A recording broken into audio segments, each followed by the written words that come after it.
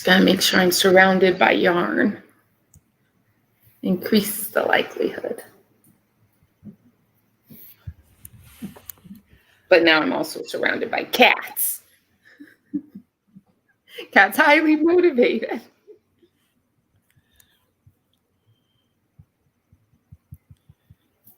Okay, I am just making sure. There's some feedback.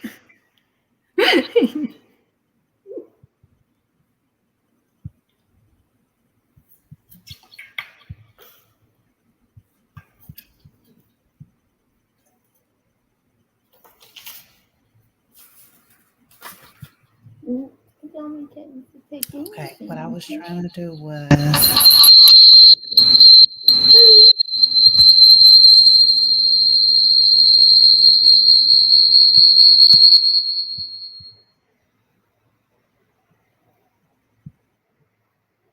Oh, sorry.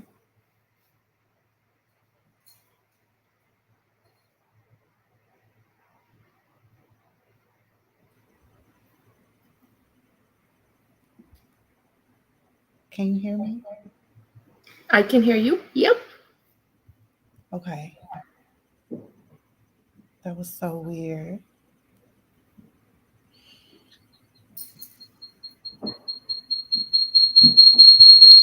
Yeah, still doing the feedback.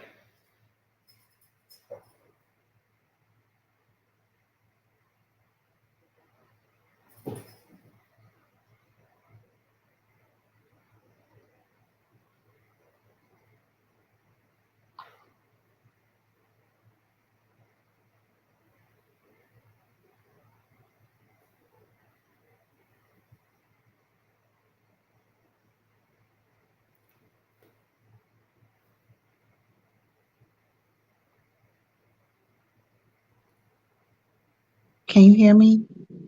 Yes, sure can. No feedback. Are you on?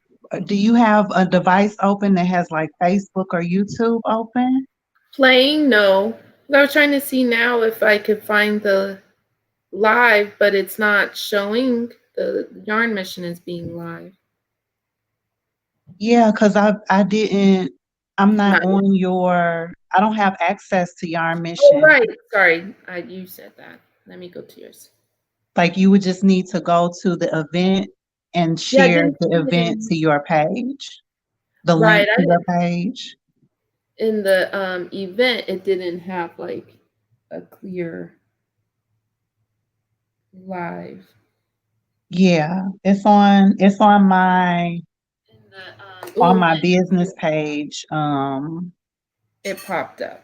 Okay.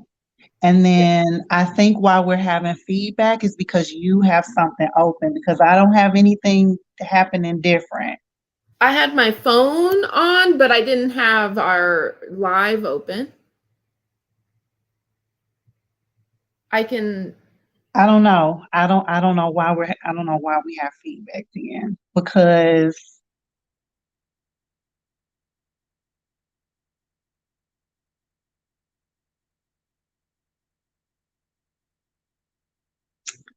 I don't know why we have feedback because otherwise I won't be able to.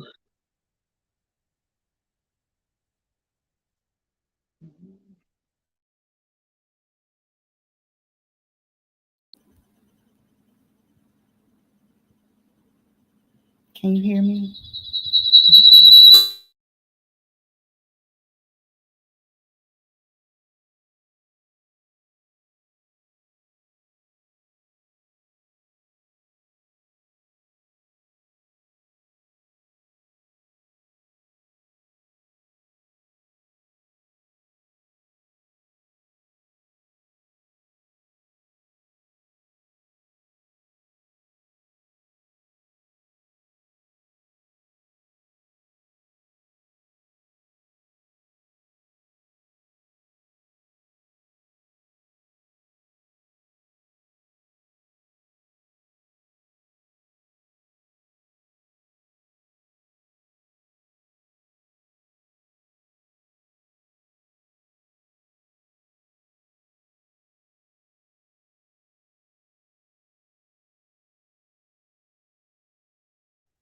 I don't know what to do. Do you want to try it while I'm muted? Okay, okay.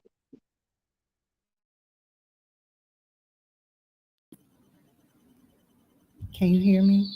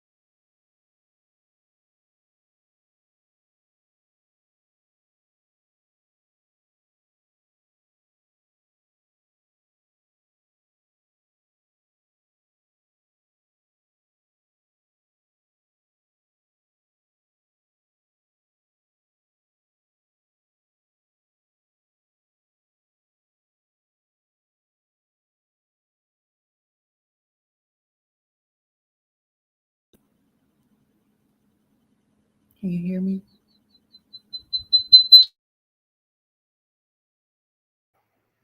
I don't know what's happening. We did so good testing. It's doing that usher thing. You didn't see me do it too.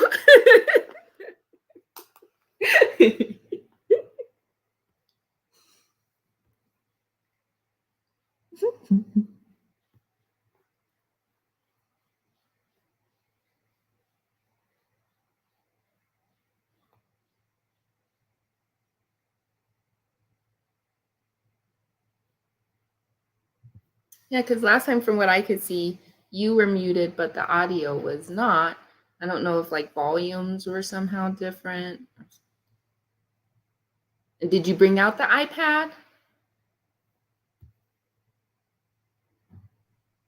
Yeah, but it's not plugged into Oh, anything and nothing is open. right, right.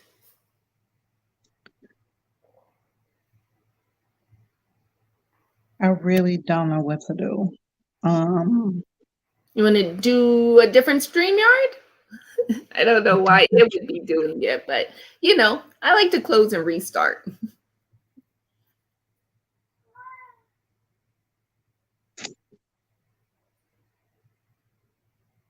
I don't know.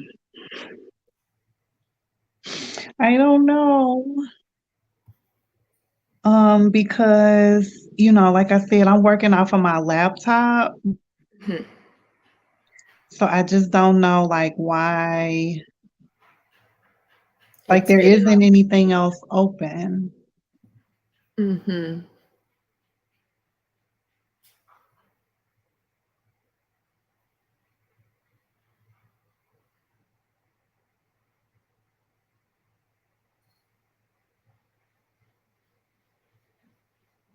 Okay, we can try to end it and come back. Okay. Maybe, but I should be able to be. Is it because I have two things that are live that's open? Oh, because we did only test it with YouTube. We only tested it with YouTube, but I wasn't live on both devices. Oh, Um, but yes, I was.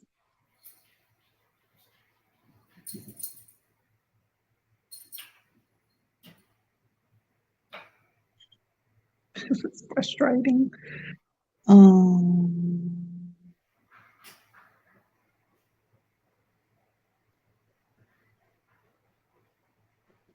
we can go out and we come back didn't test in. it. Huh? We didn't test it this way, but maybe it'll let me share the videos. Can you see share? You can? You can try. And what You I'll shared do it is as a I'll just, slide, though? huh? You shared it as a slide? Did I I share thought it you as a said slide? slide earlier. You share screen.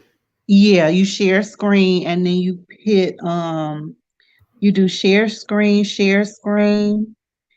and then share system audio, and then scroll over to the tab that you want to click for the audio. Okay.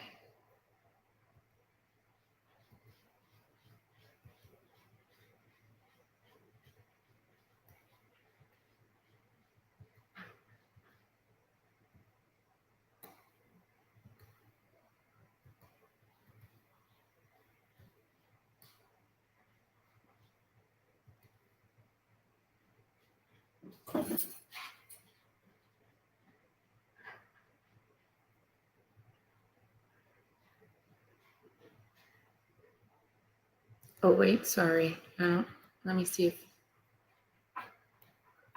I have Chrome. Oh yeah, you do need Chrome.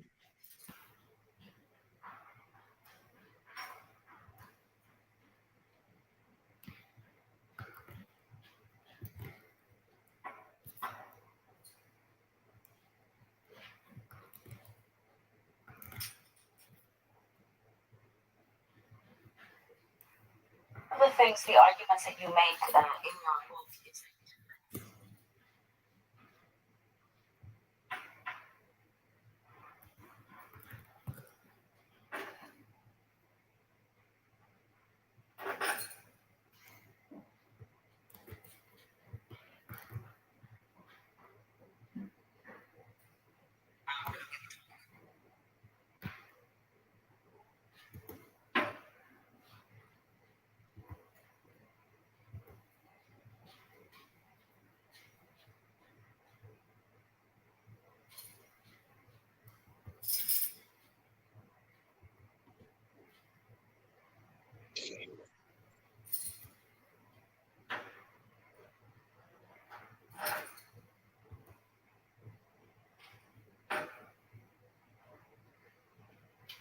It didn't tell me about the system.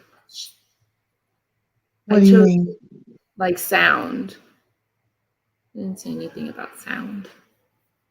And you Oh, can see us. Can you? mm-hmm. It didn't, there was a little tab, a little box on the side down at the bottom that should have said share audio when you were picking like which tab to pick. Uh-huh. I'll try again.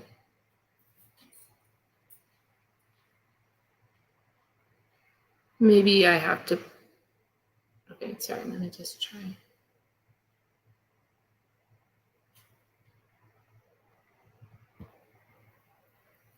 Yeah, it doesn't have that, but maybe it's because my StreamYard isn't open in Chrome. Okay. But I could do that.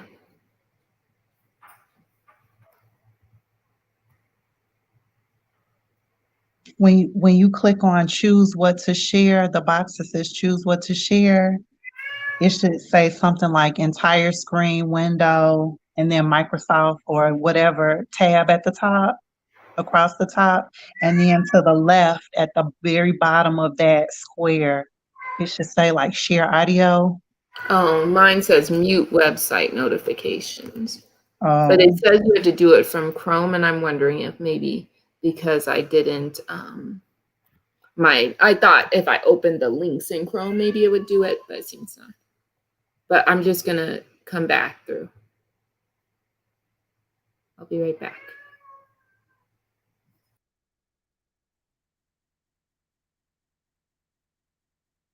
thank you for being here with us. We are experiencing some technical difficulties, but we will be right with you so that we can hop into the programming.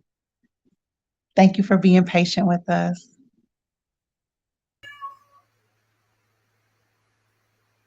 Okay.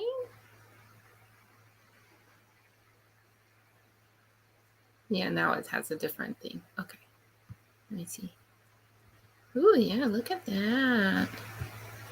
Fancy, fancy.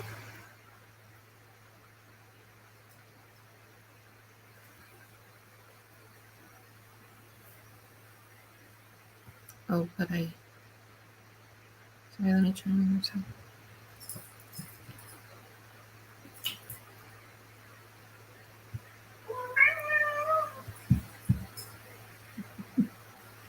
Kitty.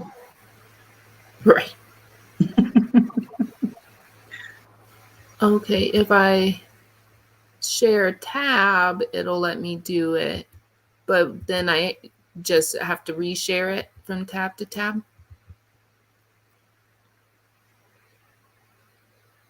Because when I do window, it doesn't give me the audio option. Yeah, yes, you have to go tab to tab. Okay, I'll do that.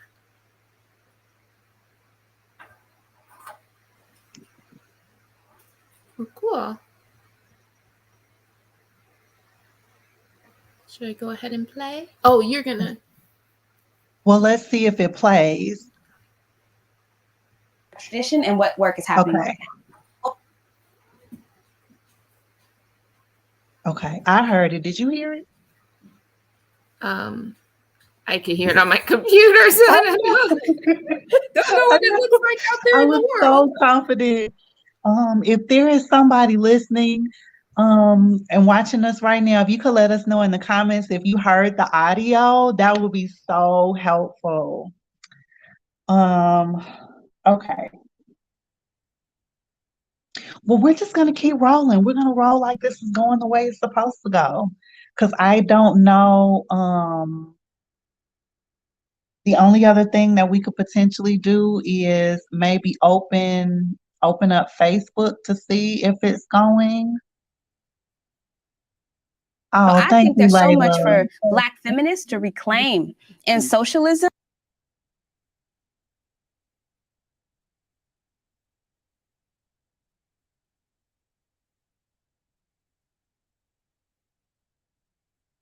Did y'all hear that audio? Okay. Thank you, Layla, for being here. All right. Okay. Hi, everyone. My name is Sequoia Hayes. And what you all witnessed was just a little bit of technical difficulties, but thank you so much for being here. I love you too. And I am an artist and a therapist and a number of different things with my business, Red Linen Moon Wellness and Consulting. And we are here tonight to do a little bit of art making and also celebrate Black August. I am here with my wonderful friend, Kiana. And you want to introduce yourself and hop into the yarn mission a little bit? Yeah. Hi, I'm Kiana, she, her pronouns. And the Yarn Mission is an anti-racist knitting collective, and we knit for Black liberation. And so I'm really excited to just bring the way that we center art making, just general making, into radical movements for liberation, dreaming spaces, building spaces, literally creating things. So I'm excited. Thank you so much. And I just want to acknowledge the land that I live and work on in Anchorage, Alaska, the Dena'ina land, and also here in Chicago. And also want to acknowledge where you are, Kiana. Yes. I know there's, I wanted to make sure I had the proper. Okay. Take your time. And there's a kitty cat twitching here. I really enjoy doing land acknowledgements, especially, during this time of year, to not only just acknowledge the ancestors, but also acknowledge, colonization of the spaces that we occupy, and the ancestors and the elders that came, before that time. And I feel like, during Black August is definitely just even more appropriate to acknowledge, you know, ancestral connections to spaces and places, and how we're currently occupying those places. Yeah. So the Ute, the Arapaho, and the Cheyenne, Thank amongst you. other groups who definitely passed through the lands and held the land in great honor. Okay. We are going to hop right into things. And so what we're imagining is that we'll listen to a little bit of audio. Kiana and I kind of have some processing questions that we'll go through, and those can be offerings. You can add your kind of comments to that in the chat box if you like. You can also, journal on many of the reflection questions that we'll put up. And just make throughout this time while we all listen to interviews and also commentary. Tonight, we're going to center Charlene Carruthers, who is originally from Chicago and is just an amazing Black queer activist. She's an educator, and just so many other things. She recently won an award for a film that she made, and if I have it correctly, I believe the film is about Black women in housing, or the Black community and housing inequalities. And so definitely check that out. I believe the film is called The Funnel. And yeah, I really enjoy her perspective on things. She's also one of the founders of BYP 100. And yeah, Kiana, did you have anything you wanted to add? No, that sounds good. And yeah, it is The Funnel. So that's Okay, cool. Okay, well, we are going to hop right into our first kind of audio, and then we'll get into a little bit of reflection and then move on to the next. But as always, everything is an offering, whatever you feel comfortable with. You can take this time to knit, crochet, zine make. I have a little art piece that I'm working on, a coloring book page. So, or journal, whatever feels comfortable for you. Is there anything else you wanted to introduce for this particular segment, Kiana? No. The kind of guide that has the reflections and such is I made a tiny URL, BA capital L for listening session. And the reflection prompts are really just as they strike you, if you want to look back on them and process through them in any way, just to help with our further engagement. But no, I'm excited. I have I have always this motive for kind of some of the ordering of things, but it's a me thing. Okay. Okay, cool. Well, I'm ready whenever you are. Yes, let's see if I can. Okay. So I think there's so much for Black feminists to reclaim in socialism, given our tradition and what work is happening right now. Well, one of the things, the arguments that you make in your book is a defense of identity politics. So, and we're just talking now, the title of your book, Black Queer Feminist, we've just spoken of Rashida Tlaib as a Muslim woman, potentially the first one to enter Congress. Now, could you talk about why you think identity politics is important and needs to be defended, and also how it's come under attack by both members of both the Democratic and Republican parties, and in particular by Democrats following Trump's victory? Yes.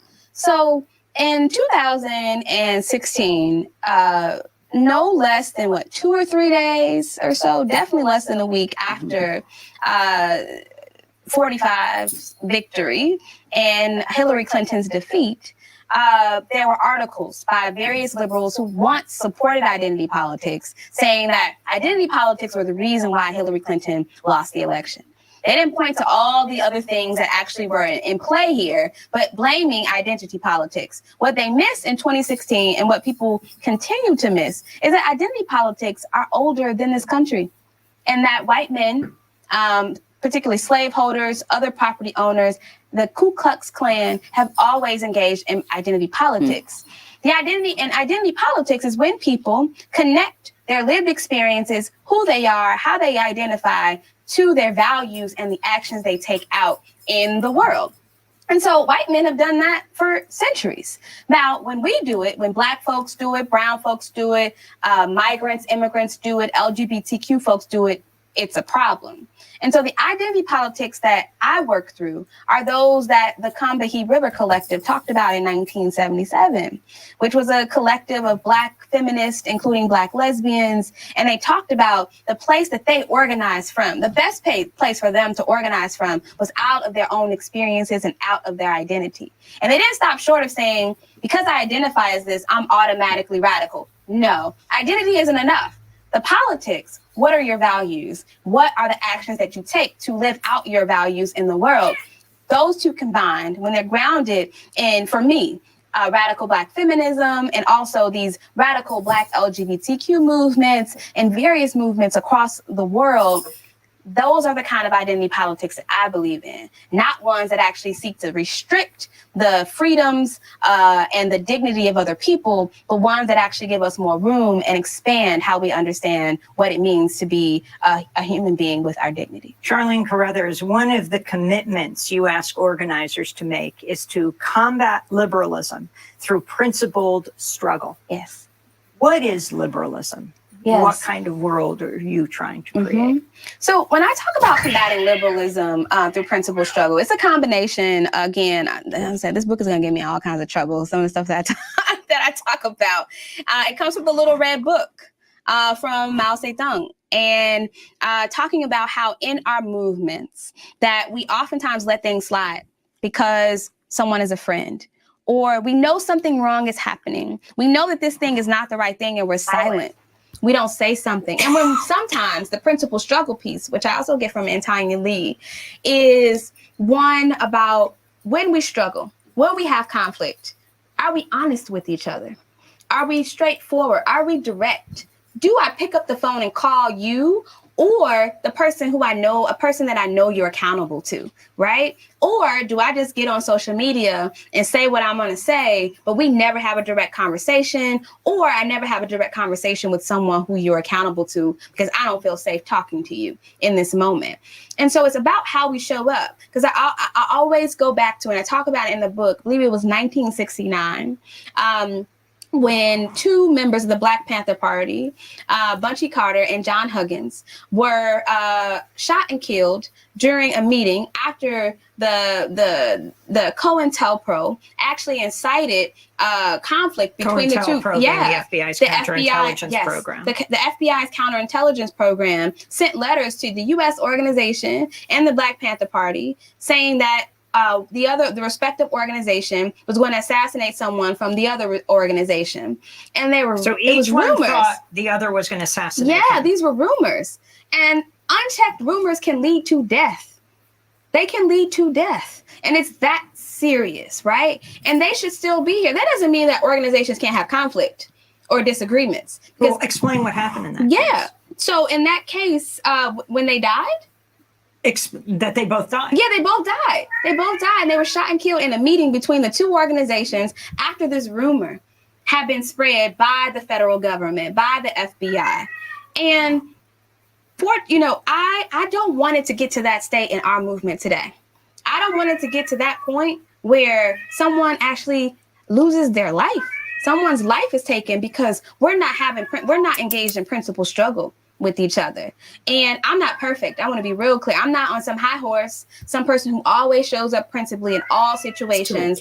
Principal struggle is that. It is struggle, right? And we have to create these containers where we are able to hold ourselves as individuals, and also containers where we create communities, where we can actually create real communities of care, where people can do self-work. But what do you see as the failures of liberalism in that regard? Because people who defend it say that it does all that. Oh yeah. So liberalism in a political context, when we're talking about government, political parties, it sounds good on face value. It's about equality, people having access to things, freedoms, all of that. The thing is, everyone's seen those graphics on the internet with like the little people with their arms up and they're standing at these different things. What I'm interested in is equity and justice. I'm not trying to just be equal to white men. It's a liberal idea for us to lean in. It's a liberal idea for us to just want to like become millionaires or become wealthy just like white men, right? That's not what I'm after. It's a liberal idea for us to not be really clear that we want nothing short of transformation, because liberalism is about tinkering around enough of the system and not actually getting at the root, as Ella Baker would talk about, and upending the system and turning it into something that actually improves our material needs, not just in the short term, but in the long term. It's interesting, as we talk, there's a school strike happening throughout Washington state, and it's spreading even further. And among their demands are not just increased salary, but increased school funding and fighting inequality in the schools. Yes. So I think that's super important. And it oftentimes takes folks being fed up enough, like really fed up.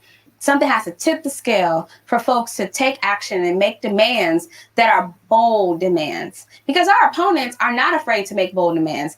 Betsy DeVos is not afraid to make bold moves, bold demands. And so why are those of us on this side afraid to say we want fully funded education, public education, while we have other folks who are saying, actually, I want to dismantle this and I'm going to do it. I'm going to do the things that I can do and within my power to dismantle this thing that you have. And so what liberalism tells us is that we want 10% of our schools to receive more funding, or 20% or 30% of our schools to receive more funding. What we actually need is to recognize the however many years of divestment, the inequities that the schools in Washington state have experienced, and not just equally fund them with the schools that haven't been divested from, but they likely need even more funding, more resources, more support, because they've been behind here, right? Or just below here, not receiving the kinds of resources that they need, while other folks are over here. So if we just get up, it's not just about getting here. It's about, it's a higher way, a longer way to go to get to where people want to get to and where we need to be. Well, I want to ask about your own, you talked earlier. It's so fascinating, because it's like, well, one, she's talking about like accountability, right? And like accountability practices that we could have, especially in doing our community work. And I think you've heard me mention this, but like I've been really thinking a lot about what it means to be in community, which is like what I talk about a lot anyway. But like, what does it mean to be in community with people who aren't being in community with you? Right? Because accountability only works if you're all doing it. And so, it's really interesting and fascinating. And there's like a whole just conversation in there. Just thinking about that. Yeah, definitely. I appreciate that reflection. She talked about principled struggle, and related to accountability, and if folks aren't being principled, and how that shows up, are you gonna jump on social media, on Facebook, and kind of run down what your issues are with me, or are you going to give me a call? And I think that that's really powerful, especially now, just related to the way we see that, from the celebrity, I think celebrity culture has a lot to do with that airing out of certain things on social media as a way to try to hold somebody accountable. More recently, we've seen like Neo, the singer, and his wife do that, and his wife talk about what happened with them, kind of publicly. And then you see that in community work where people talk about things online that you haven't had a conversation with them about, and it's a way to get the community riled up and potentially on this person's side that's airing that out. And it begs the question, is that accountability? Right. Is that transformative? Is that how relationships?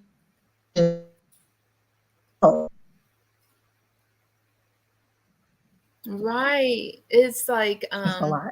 well, people steadily calling it like calling out and calling in and stuff is like kind of how they like to talk about it.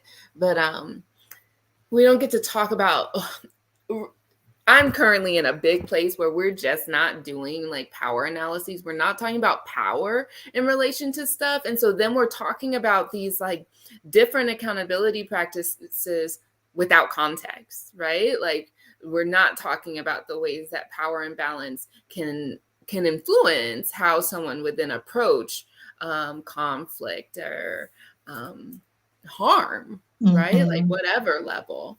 And you can't have that conversation without it, right? Like, and because what you're noting is like stuff where folks have access, they could be having conversations, and we don't know what those blockages necessarily are, but you can envision various ways of routes, right? You'd come out when you don't have that access and when you don't have, like when there's that huge power imbalance and you need a bunch of you, right? So like you're calling out a corporation, sure, like hop on there, like blast it, like whatever, right? There's no courtesy needed for these like harmful institutions.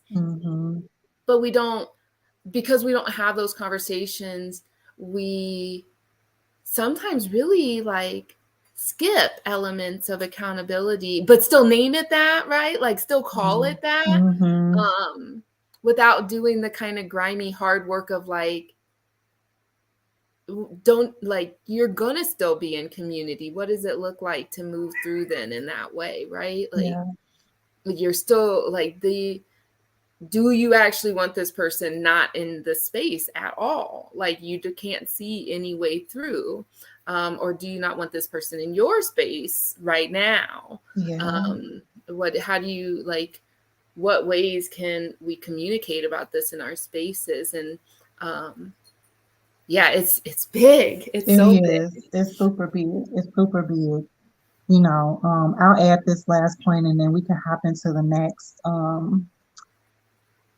next clip. But that a lot of this is also absolutely about power dynamics, and taking the time to create the space where you all can process, conflict and know how to do that with each other.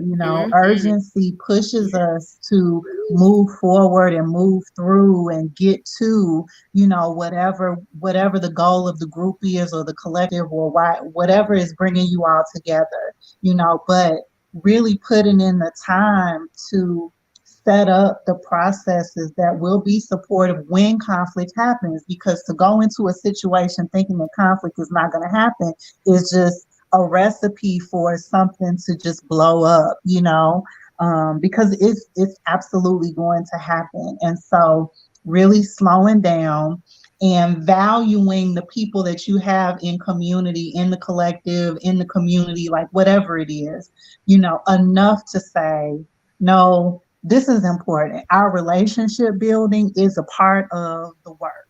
It's a part of calling out this big corporation, our relationship, and being able to move through conflict when it happens, so that when we are calling out this corporation or whatever it is, we know how to navigate and support each other in those moments too, because that's important. Absolutely. It's that the relationships. We don't always put that work, setting that foundation, like you're saying, like you got to know what your accountability approach is. You needed to have named that, and like everyone opted into that. And then the discussion you released on urgency, I told you it's been sitting with me. It's been so loud in so many of the situations I've been moving through recently, and it just like struck me so much when I initially read it, because it just hadn't been something I thought about, right? And you were like, when we move like in sense of urgency, we hurt those most vulnerable, right? Like that's what gets dropped off. That's what doesn't get attention. Those people, those communities and groups and concerns. And I was like, I hope people will revisit that after this too. You might have to add it to the guide if I can figure out how to link it. Okay, let's see. It doesn't look the same as it did last time I shared, but it says it's shared. Okay. Oh, look, it's always better. You hear it? We can't see it. That's first. Can't see it. Yeah, I see it lower, but I'm not sure why. So I go to share. I went to Chrome tab again.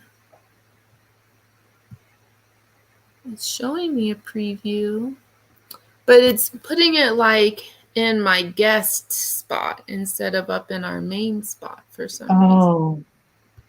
Like that's where I see it. That's because I have to add it to the stream. Oh, there's a bunch of extra steps, but this is working. Okay.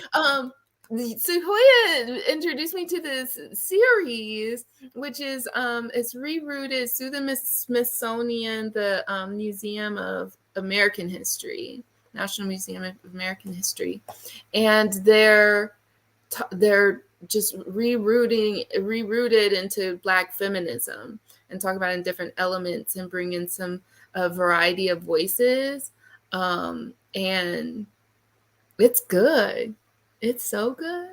Yeah. It's so good. And so like this one, like, okay, I'm excited. And it just vibes so well with what we were just saying too, even though I listened to it first. Okay. Foremost, it's like go, what does that proverb say? If you want to go fast, go alone. If you want to go far, go together. You're listening to Collected, a podcast project of Smithsonian's National Museum of American History. I'm Dr. Crystal Moten, and my pronouns are she, her. And my name is Dr. Crystal Klingenberg, and my pronouns are also she, her. On this pilot season of Collected, we are rerouting Black feminism and placing it in its original historical context. In this episode, we're talking about the term collective as an essential Black feminist concept. Collective is community. It is all of us, every last one of us, being a part of a community that needs whatever it needs and working together to make sure that everyone's needs are being met and no one is being left behind or left out. That was writer and social critic Feminista Jones. In her view, the word collective in this context is about the community, the group as a whole, and the larger shared experience. It's the founding principle of Black feminist thought. And with this idea of community comes the ability to take joint action together. Dr. Courtney Marshall, Associate Dean, English Professor, and Zumba instructor, gives us her take. When I think about collective, I think about joint decision-making. I think about having rules and policies where everybody benefits. The idea of a collective is thinking about the whole rather than disparate individual parts. The idea that we live in a community, that working together, we can all rise. Dr. Alexis Pauline Gumbs, Black feminist writer, scholar, and poet, gives us her perspective and broadens the lens. Collective is a form. It's a form of being. It is a movement beyond the individual scale. It is something. It's a way of organizing that comes out of the understanding that while capitalism would divide us into individual units of possible profitability, we actually exist interdependently, and we need each other, and we impact each other no matter what we do. So collective is a form that many Black feminist groups and other groups have taken on to really act on that and understand that we grow power by sharing power and by acknowledging the truth, which is that our power was already and will always be connected. And so Dr. Gum sees the collective as both a way to see ourselves in relationship with others, and then also as a form, as a shape, as a way of being within groups. And I think that's what both Dr. Marshall and Dr. Gums are trying to illustrate. What is the shape that can be had and that organizations can take? And so collective and collectivity and thinking about the group and not only yourself is one way of thinking about that. Yeah. And one thing that really sticks out to me is this question of power. So yes, we're in community with others, but if we decide that being in community is a formation we're going to lean into, who makes the decisions and how are we going to move forward? Part of what they're acquainting us with is that there is decision-making across the group, that power is shared in this kind of configuration. And that's really important to the success of the collective. Yeah. And in thinking about power, it's the decision to share power. Dr. Gum says power was already and will always be connected. In some other formations, there is power, but the decision is not made for the power to be shared equally among the members of the formation. And so when thinking about groups that call themselves a collective, it's really about how is that power distributed? And then what does that group use that power towards? Our deciding to be a collective was hardly a unique decision during the time period. The people who were involved in Combahee, the people who formed Combahee, we had all had political experience in other movements. And we were also on the left. We had the privilege of speaking with Barbara Smith, a founder of the Combahee River Collective, a group of queer Black feminist thinkers. They started meeting in the early 1970s in Boston, Massachusetts, and released a groundbreaking statement in 1977, which put into words the oppression and injustice faced by Black women. The group took its name from a local South Carolina river that was actually pronounced Combahee by the indigenous people of the area. The founding and early members of the Combahee River Collective included Barbara Smith, her sister Beverly Smith, Demita Frazier, Cheryl Clark, Akasha Hall, Margot Okazawa Ray, Charlene McRae, and Audre Lorde. I was thinking like, well, instead of us naming ourselves after a person, why don't we name ourselves after an action? Because we're about action. At least we want to be. We want to be. And that's how Combahee came to exist. I had read a short, very short biography, less than 100 pages, if that, about Harriet Tubman that was published by a radical publisher. I think it was International Publishers. And so they had a little biography, and I remember it was green because green is my favorite color. And his little green book. And in this book about Harriet Tubman, because I did not know a huge amount about her. Anyway, in that little book, it described the raid on the Combahee River. And I was like, what? Oh my God. This Black woman, formerly enslaved, was a scout for the Union Army, and she helped to plan and execute this action on the Combahee River in South Carolina that freed over 750 Africans. And I was like, okay, I love that. So hearing Barbara Smith talk about the origins of Combahee is so important, especially when we think about the 1970s. We know some well-known people like Martin Luther King Jr., Malcolm X, Fred Hampton, but lesser known people who were engaged in activism and who were moving and organizing at the center of race and gender and sexuality deserve to be recognized. And so Barbara Smith, she's in the middle of all of this. And she and the other members of Combahee come together to form this organization. But Barbara Smith isn't just important for Combahee. She was doing more than that, and she's continuing to do more than that. So she's also a writer, a teacher, a professor. So at once she's organizing with Combahee, but she's also teaching English literature. And she's one of the people who helped more Black women publish their work. And, part of how she does this is by going on to form a press, Kitchen Table Press, which publishes the words of Black women writers, people like Audre Lorde. And then there's also Combahee. So she's doing a variety of kinds of work that speak to her Black feminism and her activism. And it's not just Combahee. So coming back to the historical period of the 1970s, there was a lot going on at the time. There was a continuing movement for racial justice, which found its form in terms of Black power and Black nationalism. But we also know there was a continuing movement for women's equality that really found its form in national organizations.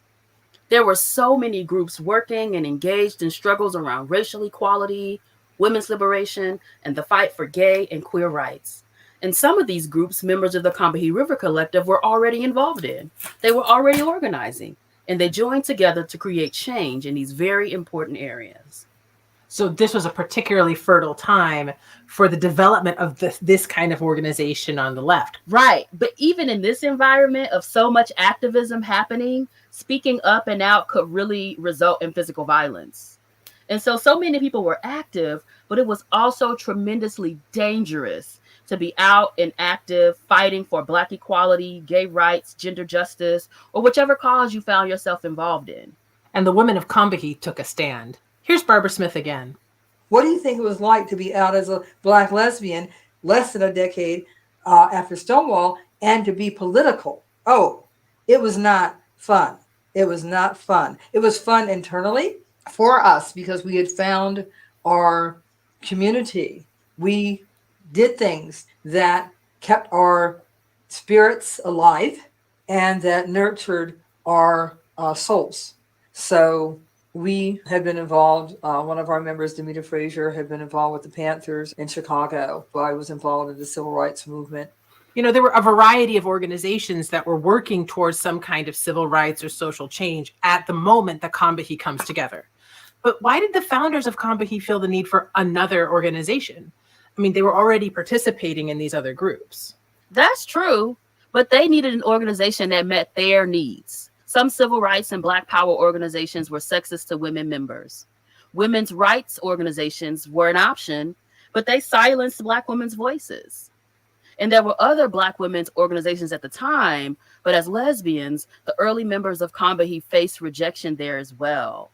And so all of these experiences together compelled them to create Combahee.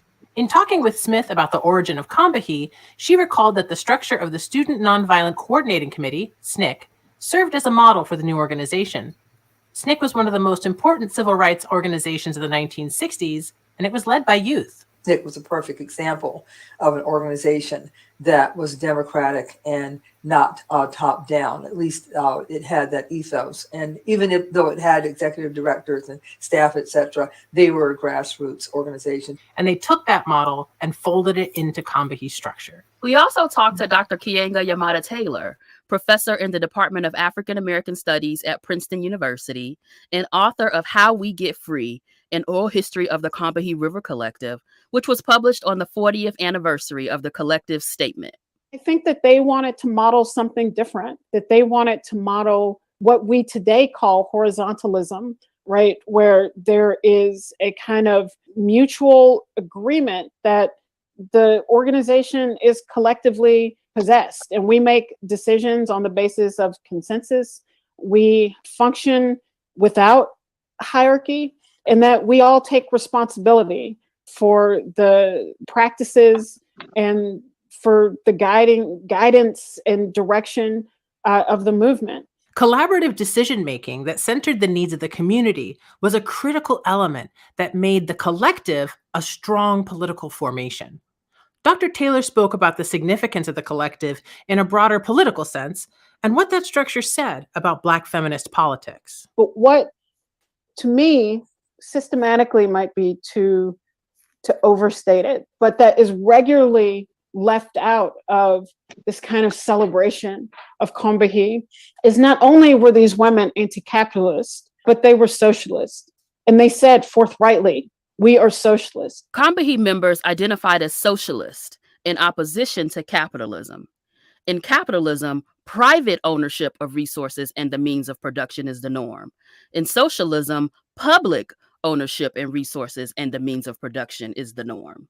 Dr. Taylor continues. And when I interviewed Barbara Smith for the book, she says that it is the fact that we are socialists that gives the statement itself its edge and that makes it powerful, that it is not just a kind of personal reflection on, an individual experience unto itself, but it's looking at these experiences of Black women and analyzing them and coming to political conclusions about why those experiences exist and locating them in the system of capitalism. And that is part of the power of the document and part of the power of their political analysis. This comes directly from the Combahee Statement as read by Faith Davis Ruffins, curator of African American History and Culture and member of the African American History Curatorial Collective at the National Museum of American History.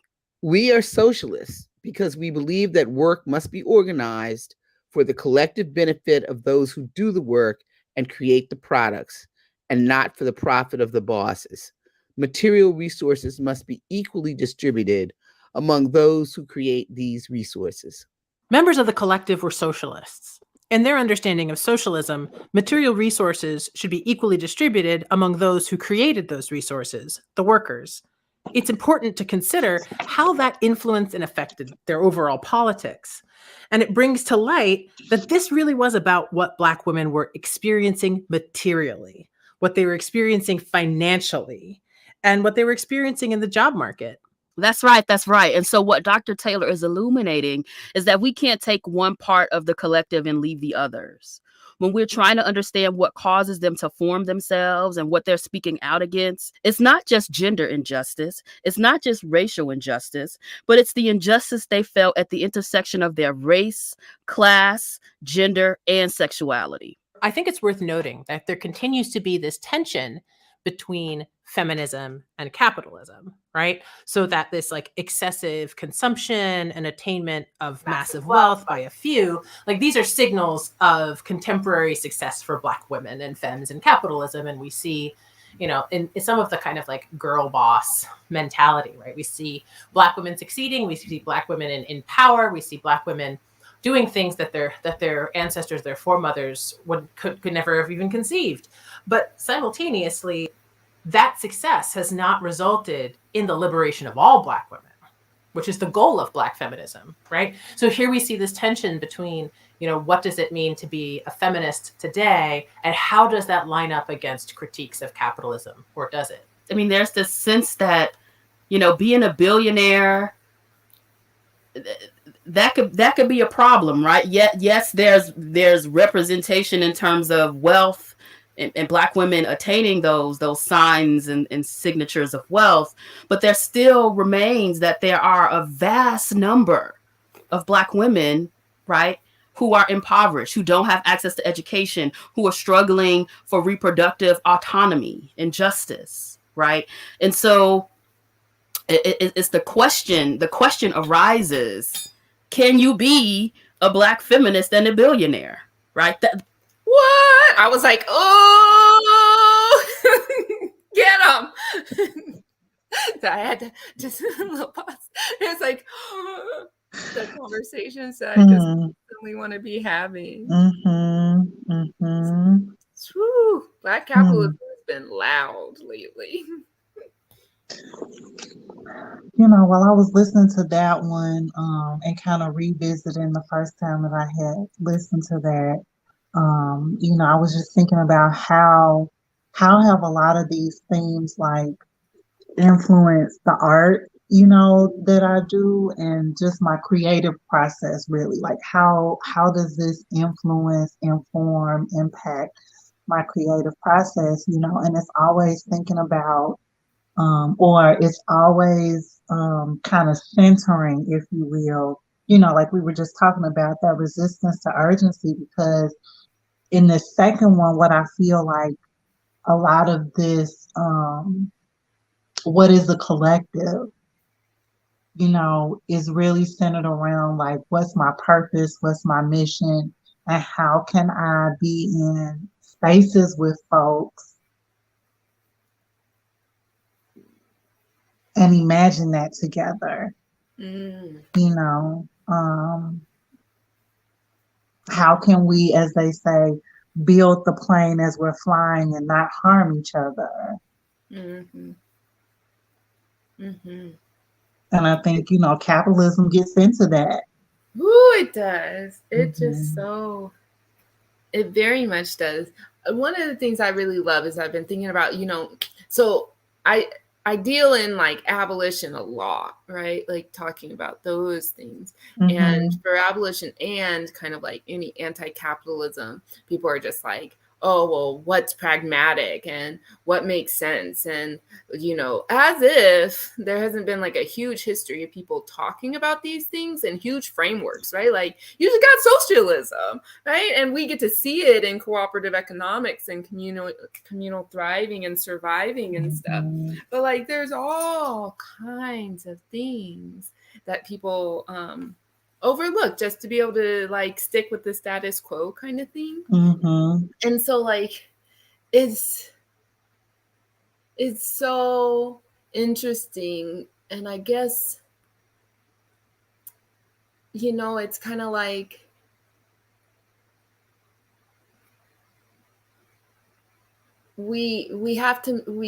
I think we all navigate in ways that make sense for us and like who we can build with, right? Like, and what that looks like at different stages. Because I'm very much like, I want to build with the folks I know are where I am. And I want to grow with the folks that are already close, right? That want to lean in. And I don't move in a way that like draws me to like be recruiting people from out, like way out, right? Like I kind of stay in this like closer realm in the terms of how I think about space building and dream building. And there are folks that do other types of work out there that I see value in, right? But it's like, what does all that, like, what can it look like? I think it's thinking about the plane. I think sometimes people get hurt, you know? And ideally, those are, to me, that's kind of where you start then, right? Like, here's what hurt looks like, right? Here's the things that I can easily foresee. And here's like, let's talk about that now. Let's talk about that ahead of time. And I think people struggle with it sometimes, like even just wanting to have the conversations. It's like, maybe because we move so much in like a, if you speak it, it'll come kind of thing. But like we move through like so much hurt that, I mean, we just got to assume it's right there and go ahead and lay out those foundations. That's how I feel and think about it. But it has a lot to do again with whether or not folks are opting into that when they're building spaces. And because it's hard if you don't have those conversations, hurt happens, and then you want to have them, then people are opting in or out, right? And that people are always going to be able to do that, but like laying that foundation, I think, I mean, it's an important step to trying to make sure that you knew the agreement, you knew what was going on, what the relationship is. It's so important. It's so important, you know, and I think too that last question about can you be a Black feminist and, you know, millionaire. And a millionaire, billionaire. You know, I think even about what you were just saying, I feel like yes, and in movement, collective spaces, like what needs to happen in both of those scenarios is consistent checks and balances. So you need to constantly be doing like your own personal work. You need to constantly be doing like power dynamics checks, and not constantly, but just like quarterly, annually, you know, like be checking in with these things, you know, like I think that you can, but you have to keep, like you have to be disciplined or aware of like actively moving in the value of, I have to be checking my power. I need to be checking my privilege. I need to be, you know, like navigating certain like personal, you know, working on myself related to trauma and blah, blah, blah, blah, blah. You know, like you have to actively be doing those things because when you're not doing those things, then that means that it's happening, you know? So yeah, I think you can be a Black feminist and a millionaire or a billionaire, but I feel like you also have to be principled.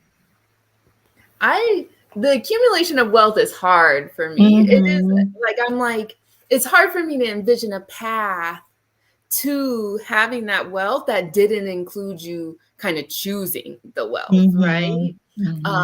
And yet, you know, we are all on journeys. I think I'm more in the place where like, I feel like you can be redeemed in, but to be able to have and hold wealth that large, it's challenging. But that's also, I don't know where my level is. You know, sometimes I think about it, I'm like, you know, because why can't we can give people what they need to make it? Ideally, we would just like not deal in money, right? Like that's a mediator for stuff that we don't inherently need. It's a way to make sure some people have and don't, and in unequal amounts, and we could just be distributing what folks need, and you know that and things like that. But if we're still in this kind of income and we're thinking maybe base incomes, like I'm not sure. I don't know where it is. Yeah. I love this. Let's see. This comment from Layla. She says, I don't know. I think there are some power dynamics that are inevitable and unchangeable. And in those cases, doing your self-work is the best we can do, but wealth is something you can change, can redistribute. Yeah. I agree with that. Yeah, I think part of that work that a person would be doing for me, it inevitably ends in you not keeping that wealth, right? Like it's got to be cycling, it's got to be moving, it's got to be working out there. And that's a value, right? Like that redistribution, that's a value. Yes, exactly. And yes, it's like that's a value, and that's a praxis that like matters for me, right? That like is part of how I navigate and think of spaces.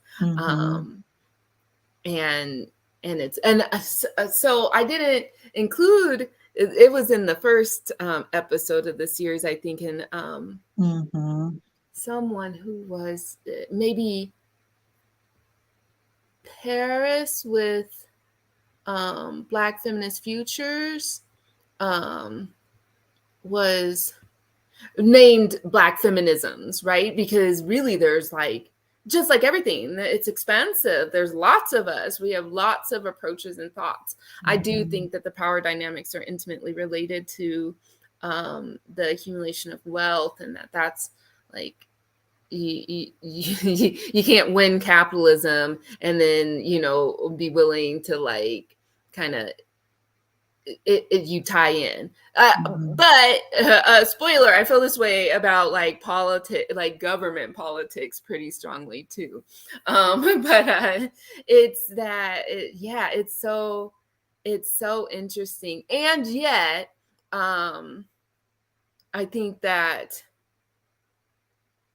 I think to exclude people from our community who are still wanting to do this work and like trying to learn and do this work, I think it's a glass house. I think we'd be throwing stones from a glass house. I think that we've got a lot of unpacking and working to do. That one's easy and obvious to me, but you know, that's like when I'm talking about the zone of work I do, that person, if they're willing to have conversations, like that person's in my realm, right? Like I'm good. And like for that conversation to be reciprocal makes a lot of sense to me. I love this conversation. I was like, it's so important. It's so important. Oh my gosh. Okay. I've been watching it because a lot of what's been coming out is so much like Black economic building, and not around survival, and not around cooperation, not around that communal, still like building in, right, these elements of oppression. Like I'm just trying to have conversations about how like there are no legitimate systems of merit in this construct in history that we come up in, and folks are still really ingrained, like digging into like you get what you work for, right? Like if I hear another person say we all got the same amount of hours in a day, ooh. Like I just feel like we've been having these conversations. But yet again. Yes, yeah, it's really frustrating, you know, especially just given what we've seen just over the panini, you know, like that's not helpful, that's not inclusive, it's not supportive, you know. So Absolutely. yeah. Absolutely. I agree.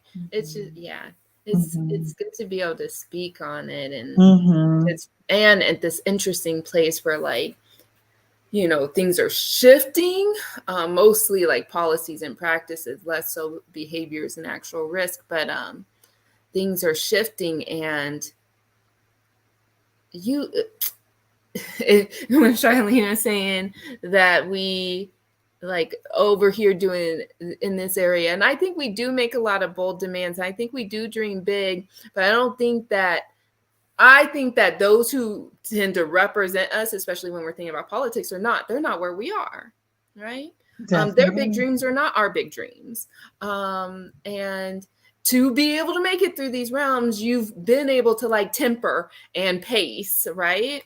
And they're in temper, so then you're pacing to something different. And so then, yeah, we're not like, now we see things that should have been like, oh, look, we could have been doing this already. Now it's like not a thing already. Like we didn't even have a full conversation about it, right? Yeah. But like all of a sudden we had like, there was little snips here, like accessibility, like look at that, we could have been doing this, and it's like, nah.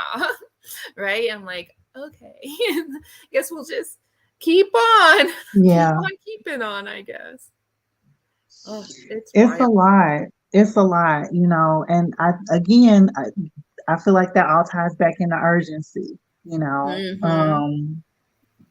and white supremacy culture and so on and so forth, you know, and and ultimately capitalism. Right. So, yeah. That's what get me. That's where, yeah, that one gets me all every time. Yeah. So We could. we're really supposed to be ending like Yes. now. So should we listen to one more, or what do you think? If you have a minute, we could just close out with Charlene again. Okay. It's like 5 minutes, and Okay. And folks, like maybe we'll revisit some of the Rerooted for our listening session on the 21st. Yeah. But it is available. You can listen to whatever. You can listen to the rest of that episode. And I think it's 6. I think it's either 5 or 6 of those Rerooted episodes, and I really like the way that they did the interviews. It's very interactive, and just some good nuggets. It's just lovely, lovely, and like just folks I really want to listen to like a lot. Thank you for being here with me. Thank you for being here with us tonight. Okay, we're gonna do one more for 5 minutes. Yes. Okay, and I've been crocheting. Oh, nice. I continued it. Nice. I love that. I had switched from my coloring book page to journaling, so I'm just journaling. I love it. Just journaling what's coming up. And I wrote on our if folks visit the guide, I was like kind of trying to explain, because people always like, well, how is knitting radical? And we're not gonna go into it today, but I got like a whole spiel, right? I would love that. Yeah, that would be fun to talk about. Yes, it is. It's a whole thing.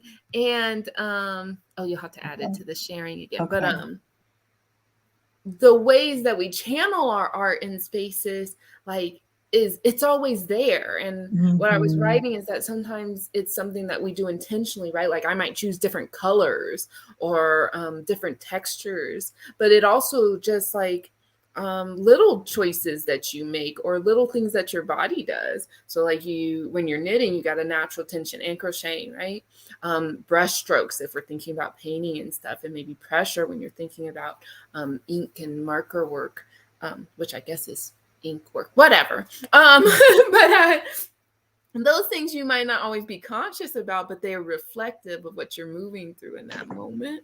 Yeah. And so for me here, a granny square is one, like my grounding thing. Like it was just one of the first things I learned how to do a yarn. It was one of the only things I knew how to do a yarn for a long time. My mama taught me.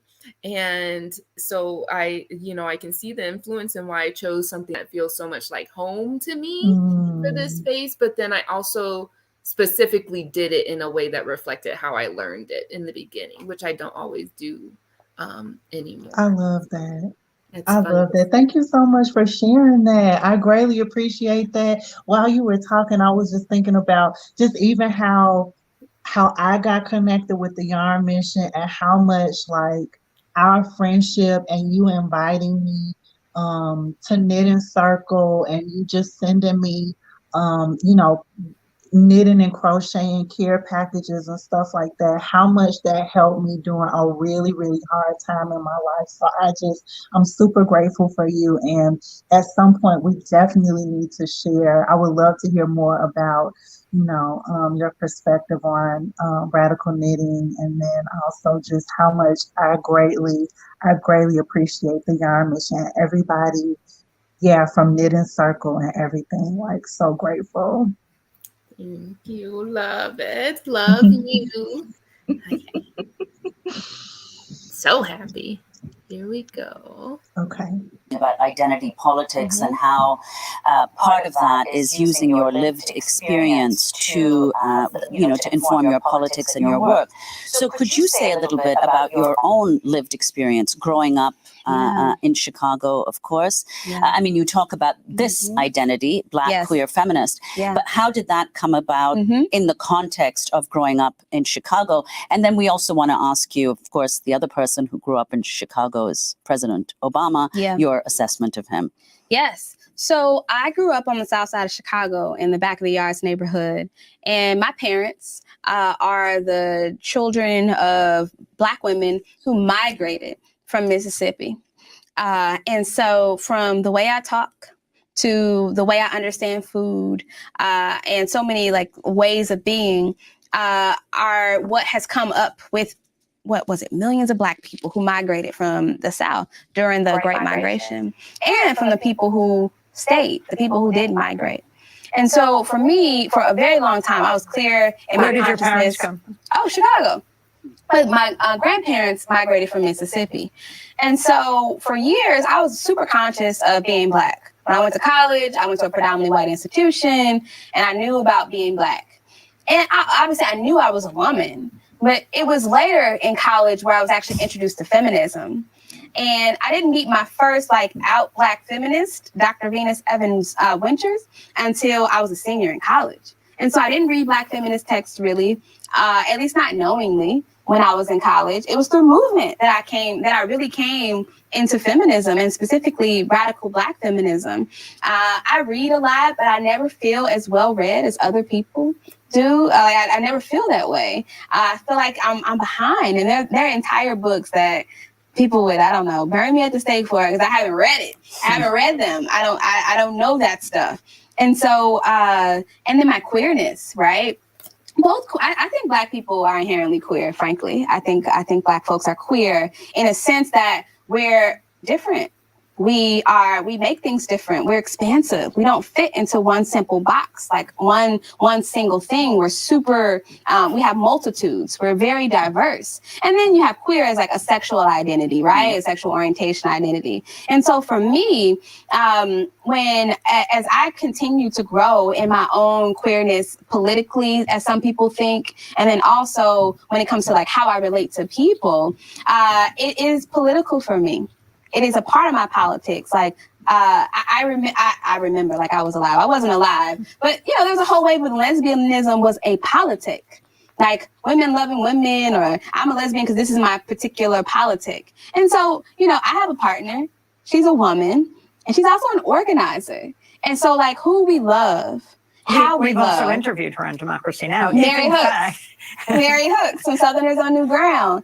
Bailing Black mamas out. Yes, bailing Black mamas out. And so for Mother's Day. For Mother's and Day. And of course beyond. Of course. And so our values are connected to that. Like, I'm not just queer because I happen to be in a relationship with another Black woman, or I've been in relationships. It is about my values. How do I treat the women in my life? How do I treat the trans folk in my life, the gender non-conforming folk, the straight folks in my life? How do I treat children? All those things matter. Like, identity is super important, and how it actually informs how you treat people and how you show up in the world is also important. So, what about President? That's like where that the final prompt that I put on the guide kind of come from. It's just like, how do we channel, right, where we come from and the experiences that we have and who we are, how we see ourselves and how we recognize being seen, into what we do, into how we live. Like, it's wild to me when people are like, oh, well, those things are separate realms. There's nothing is separate. Like that, again, thinking about the conversations we've been having, like, for how long? And then, you know, trying to catch someone up to the fact that, like, no, I can't advocate for a policy and act like that doesn't impact, like, directly my life, other like folks that I care about lives, the generations to come. It's just wild to me. And I feel like that's something that is really loud, and we're able to reflect from our listenings. You know, I really appreciate the way that Charlene talks about her identity. You know, it's just a very similar story, you know, just related to family, being from the South. Mm-hmm. You know, my family is from Selma, Alabama, and my mom was the first person to move here to Chicago. And, you know, same thing, the way that I talk, the way that I, you know, experience and see food and see that as a collective experience is very Southern. And queerness, you know, and how that shows up in my work. You know, if you look at just the things that I'm a part of, you know, I have a lot of different interests and don't limit myself because of how other people feel about that, you know. Mm-hmm. And that's how I show up in, you know, collective spaces, as a support, and, you know, to be resourceful and be a support, you know. And so I really appreciated that clip in a lot of different ways. And, you know, I feel like that matriarchal feminist energy is very much alive and well in the art that I do, especially like one of my recent series, and, you know, just even in the foundation of the work. And so, yeah. Good stuff. Good stuff. Good stuff. This was fun. Thanks for sharing this space with me. This was a lot of fun. We look forward to the next one that is scheduled for the 21st, which is a Sunday, 4 p.m. Eastern, and we'll be centering on Miss Major, but I would love to carry over anything that we didn't get to because of the technical difficulty shenanigans. It'll work nice because we're gonna keep building, right? Everything's connected, so we're gonna be talking about that care work and that community care, and I mean, you don't do it without collective. So I think Definitely. I'm excited. Definitely. Hopefully This folks will was great. revisit. This was great. Please definitely, folks, follow Real Animal Wellness and Consulting across different social media platforms. I'm on Instagram, Facebook, YouTube, TikTok, and then definitely follow the Yarn Mission on Instagram, Facebook, anywhere else. Those are officially, we have a Twitter, but I have not logged in that Twitter for I don't know how long. We might not have a Twitter anymore. I would not try to look for us on Twitter. Instagram and Facebook is cool beans. Thank you, Layla, for being here. We appreciate you so much. Thank you for helping us with our technical difficulties and adding to the conversation. And yeah, we will see folks on the 21st for that last listening session. Bye.